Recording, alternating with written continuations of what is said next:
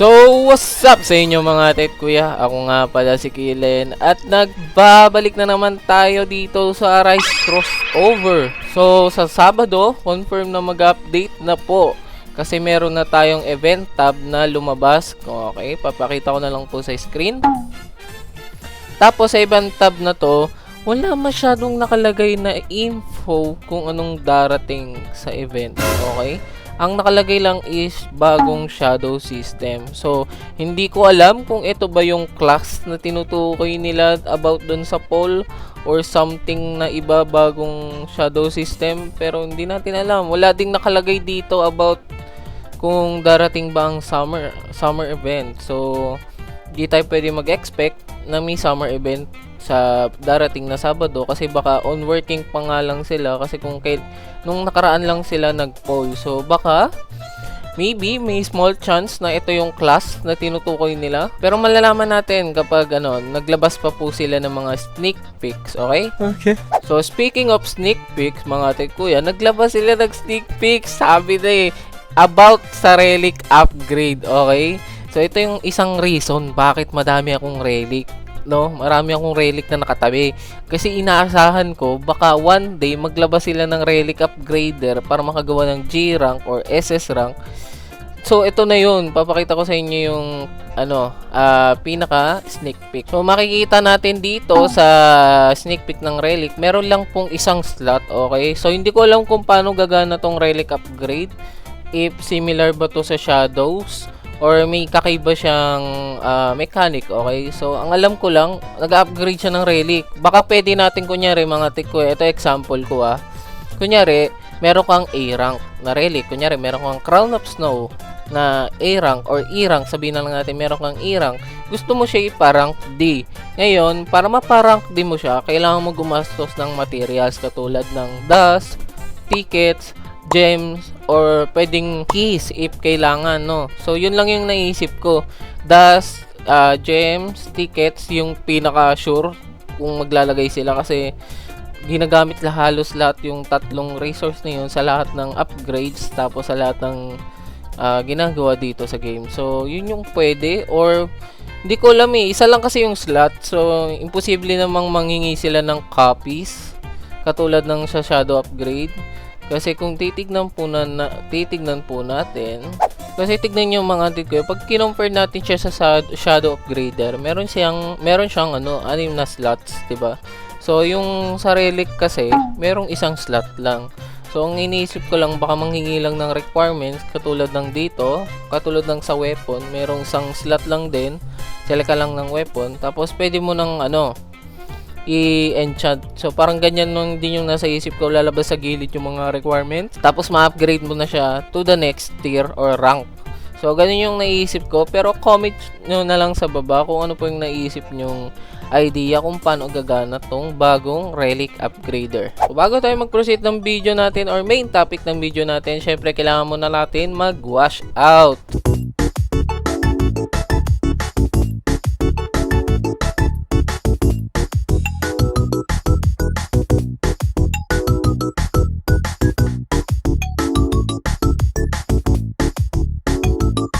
So mga ate kuya, nandito na naman po ako para magbigay sa inyo ng advices or suggestion kung paano po ba makakapag-prepare sa bagong update na parating sa Arise Crossover. Kung matagal na po kayo sa channel ko and kung napapansin nyo, every Thursday po nag-upload po ako ng how to prepare kasi para meron kayong at least one day to prioritize kung ano po yung pinaka dapat yung unahin, no? So, meron namang mga timestamp dito sa video ko. So, pwede nyo i-skip kung alam nyo na yung mga dapat nyong gawin.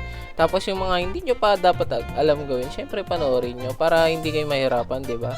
So, kaya meron pong timestamp para kung sakaling meron na kayo nung tinutukoy ko, pwede nyo nang i-skip, okay? Para hindi po na yung oras ninyo nauubos para hindi nyo na panoorin yung buong video, pwede kayo mag-skip, okay?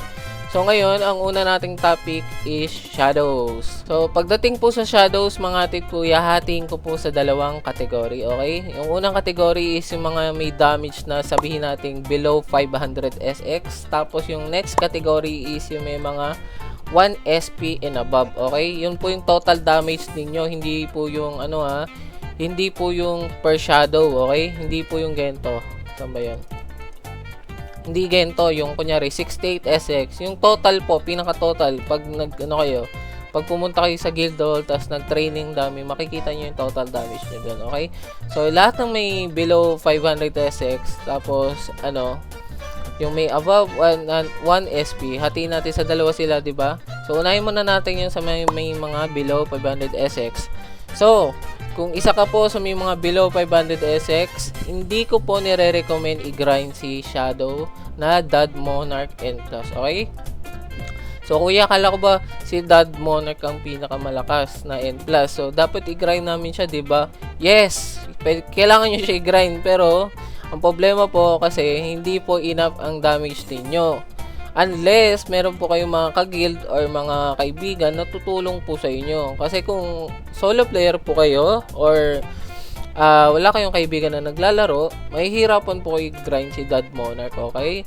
So, kung magka-grind po kayo, kunyari nag-key kayo nag-host or kayo, matatagalan kayo kung solo naman. Kung solo kayo, matatagalan. Kung may kasama kayo, may chance po kasi hindi nila kayo tulungan maka-damage or antayin nila kayo maka-damage, okay? Sa pag-arise po kasi kay Dad Monarch, kailangan nyo po ng 5 SP na total damage. So, kung below 1 SP po ang damage ninyo, medyo matatagalan po kayo, okay?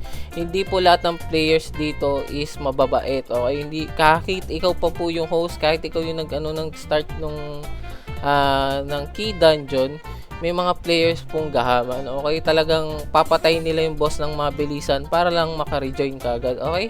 So, hindi ko nire-recommend kung below 500 SX kayo, hindi ko po nire-recommend. Ang maganda pong i-recommend ko sa inyo, and the best po na pwede nyo gawin, i-grind si Monarch N+. So, bakit po si Monarch N+, kuya?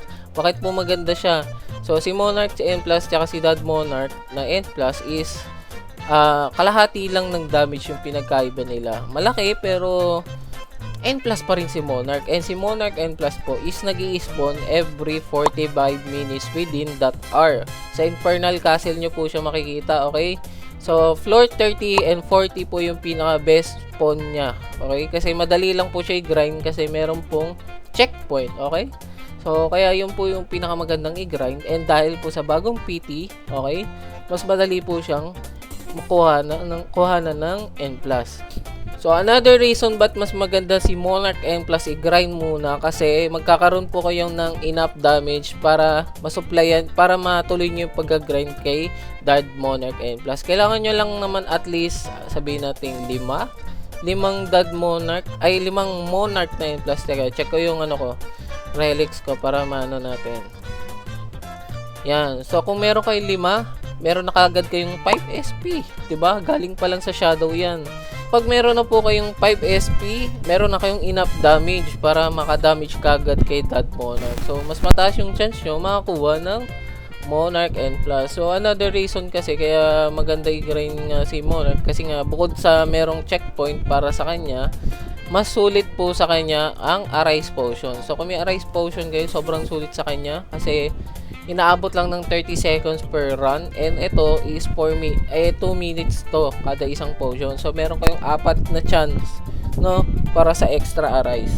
Kaya, mas sulit siya compare kay Dad Monarch kung mababa po ang TPS nyo. And yun po yung pinaka nire-recommend ko kasi hindi po lahat ng tao tutulungan kayo kapag nag-grind pagdating po kay Dad Monarch. So, Monarch muna focus nyo, kuha kayo kahit 5. Tapos pagkatapos nyo kumuha ng 5, lipat na po kayo kay Dad Monarch, okay? So, para naman po sa may mga 1 SP and above, so ito na. So, ang dapat nyo pong i-grind mga atit kuya is yung Dad Monarch N+ na. Kasi kung meron na kayong 1 SP pataas, makaka-deal na kayo ng enough damage kahit na may mga gahaman na player na kasama. 1 SP above kayo eh. So, dapat every run, may makapag-damage kayo ng 5 SP, maabot nyo po kaagad yan. So, ito lang naman yung magandang i-grind sa inyong N+. Kung bawal pa sa inyong code, kasi ito, coded po to si Vegeta. Kailangan may 15 days po kayong playtime. So, yun pala, sana babaan nila para yung iba sa inyo makakuha din. So yun, wala naman ako ibang ibang masasuggest sa mga may 1 SP above kundi mag-grind lang ng Dad Monarch 9+. So ang pinaka kalaban nyo dito is ang pag-grind ng keys. Nakadepende sa sipag ninyo kung gaano kayo kadalas makapag-grind ng Dad Monarch. Kasi hindi rin lahat gustong mag-host, okay? Meron pong mga players na kahit may keys, kahit puno na, hindi sila mag-host para lang sa inyo yung unang maubos tapos iso-solo nila. Next naman na topic natin is weapons, okay? So nagkaroon po ng mga bagong weapon. Kung wala pa po kayo, sana makumuha na rin kayo, okay? Kahit ang makuha ninyo lang is yung bagong legendary na weapon. Meron na po siyang 154 SX kapag may sharpness 8. Okay, ito yung maganda kasi pag nilapatan nyo to ng Shadow Affinity, mas tataas pa po yung damage ng shadows ninyo and mas mapapabilis po ang grind ninyo. So hindi recommended kung hindi nyo kayo mag-grind ng mythical kasi ang laki ng talbog ng HP ng nung Sanen. Miski ako nahirapan ako mag-grind nito kasi nga random rin yung runes.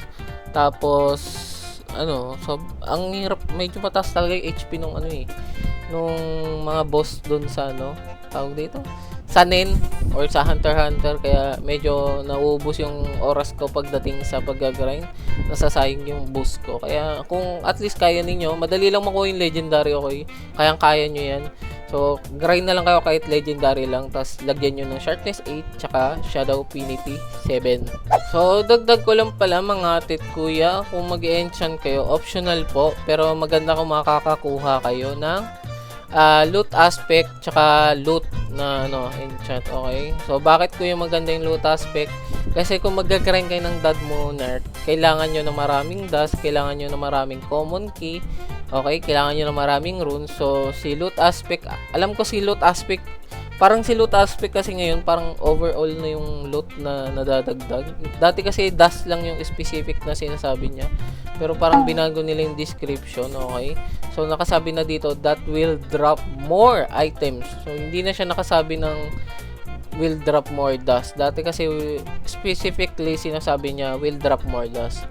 So, kuha pa rin kayo kahit kahit hindi tayo masyado sure dun sa part na yun. Pero kuha pa rin kayo kasi yung dust is kailangan panggawa ng hunter key, okay? So, kailangan nyo pa rin yun. Kaya, kuha kayo ng loot aspect tapos loot para po mas mapadali din yung grind niyo ng hunter key para makakuha ng Dad Monarch N+, no? So, ito yung 4 na enchant na kailangan ninyo. So, meron ako dito. Loot, okay, loot, tapos loot aspect, sharpness, tsaka shadow affinity. Yung shadow aspect hindi po kailangan kasi hindi naman nataas damage ng shadow ninyo doon, kundi weapon lang. Pero kung makakuha kayo, okay lang din. So, okay lang yun. So, pero yung main na 4 na kailangan nyo, sharpness, shadow affinity, loot, tsaka loot aspect. So, next po na dapat yung paghandaan, okay, yung tickets ninyo. Okay, mga tit kuya, bakit po kailangan ng tickets kuya? Kasi ang tagal na ng bagong wala tayong labas na Game Pass. So, parang nakakaramdam ako na may bagong Game Pass na lalabas ngayon or bagong product na related doon sa Shadow System. So, magandang meron kayong nakatambak if puno na yung puno or kompleto nyo na yung Game Pass. Maganda mag-imbak kayo habang nag-grind, okay? So, ako kasi kompleto na, kaya mag-imbak na ako. Nabawasan lang yung akin nung nag-grind po ako ng mga weapons, okay? So, kung di pa naman kayo kompleto, kompletuhin nyo na. Pero kung kompleto na kayo, mag-imbak na po kayo ng tickets, okay? So, habang nag-grind kayo ng mga dust or halos lahat naman ng event na dito sa laro or halos lahat ng system sa laro is nagbibigay na ng tickets, kahit yung sa key raids or key dungeons nagbibigay sila ng tickets. So hindi kayo mahirapan mag-grind ng tickets. So another important thing na dapat ginagrind ninyo mga tit kuya, na lagi kong sinasabi to yung magkikita tayo every Thursday, is yung player level ninyo or player stats, okay? Kasi 90% ng damage ninyo is nanggagaling po dito. Sa mga tamad mag-grind, magpa-level, nagtatanong kayo bakit pong hina ng damage ninyo. Hindi po kasi kayo nag-grind ng level or stats ninyo. So, yun po yung pinaka number 1 reason. Pag max na po kayo tulad ko, dagdag ko lang sa inyo, huwag nyong i-claim yung mga quest na may malaking reward na EXP. Baka po magdagdag ng additional level next update, doon nyo na i-claim, okay? Okay, dadagdag ko lang din pag nagque-quest kayo, tapusin niyo muna lahat, okay? Kapag hindi pa kayo max, pag hindi pa kayo max, tapusin niyo muna lahat. Pag natapos niyo na po lahat, mag-drink po kayo ng EXP potion, okay? Yung EXP potion or EXP boost, pag ininom nyo, tapos clearin nyo yung quest, magkaka-additional EXP kayo. Kaya mas mabilis pong lumevel ng ganun, okay? Ganun po yung gagawin nyo kapag gusto nyo lumevel na mabilis. Lalo na yung main quest is may malaking EXP boost or EXP reward lagi. Kaya ganun po ang gagawin nyo para mabilis kayo lumevel. So, next naman, relics and titles. Alam ko, nasabi ko na sa inyo to ng madamihan na. So, hindi ko na masyadong pa masyado tong relic and titles kasi lagi ko na may mention naman to lagi, yung relics and title. Nakadepende po to sa gagawin ninyo. Kaya, dapat meron kayong mga loadout per, kunyari, shadow damage, shadow level, meron kayong loadout. Tapos meron kayo for Arise Lock, meron din kayong loadout. Then loadout for Drop Chance, which is yung pinakamalaga. Then loadout for N+, okay? Yung pagkuha nyo ng N+. So, last thing na pwede ko sigurong isuggest sa inyo mga titkuya is ang pag-join po ng matinong guild, okay? Kasi may mga upgrade po sa guilds na nakakatulong talaga para mag-progress pa kayo. Katulad ng extra relic, para ka na Game Pass, tapos yung Shadow Slot na para ka din ulit naka-Game Pass. So, maganda po yan kapag nag-grind kayo kasi tumataas po ang damage ninyo and mas napapadali po ang pag-grind ninyo. So, hanggang doon na lang po muna ang maituturo ko sa inyo mga titkuya. If ever may nakalimutan man akong sabihin, paki-comment na lang po para makita rin po ng ibang mga nanonood, para mabasa rin po nila yung comments, para magkaroon din po sila ng another idea na hindi ko nasama, okay? So, wala pa kasi tayong any clue kung ano talaga yung darating na system para sa Sabado, kaya maganda yung prepare po tayo tuwing ay, dagdag ko lang pala, okay? Yung mga magque-quest pala, maganda pong kung gusto nyo magpa-level, pwede kayo mag-reset quest. Lalo na bukas is Friday, meron pong double spawn ng Winter tsaka ng Dedu, okay? Kung may quest man kayong related sa Dedu, katulad ko, bukas po maganda mag-grind. Pwede kayo mag-reset kung gusto nyo magpa-level. Okay? Kasi double spawn. Madali lang siyang tapusin. So, hanggang dito na lang po tayo mga titkuya. I hope na may natutunan kayo sa video natin ngayon. Actually, tuwing every Thursday naman natin to ginagawa. So, parang reminder lang to sa inyo. Every Thursday lang din. So, I hope na mag-ready kayo para sa next update kasi hindi po natin alam kung ano pong darating. And I have no idea kung ano bang darating unless mag-share pa po sila ng links sa mga upcoming days, okay? So, maganda na yung ready tayo kasi madaming baka baguhin sa Arise. So, maganda na yung handa tayo. So, hanggang dito na lang ako mga titkuya. Ingat kayo palagi and God bless po sa inyo. If nag-enjoy kayo sa video natin, huwag nyo kakalimutan mag-like and subscribe and hit nyo na rin po yung notification bell para updated po kayo sa mga latest video natin. So, ingat kayo palagi and God bless sa inyo. Hanggang dito na lang ako mga titkuya. Paalam!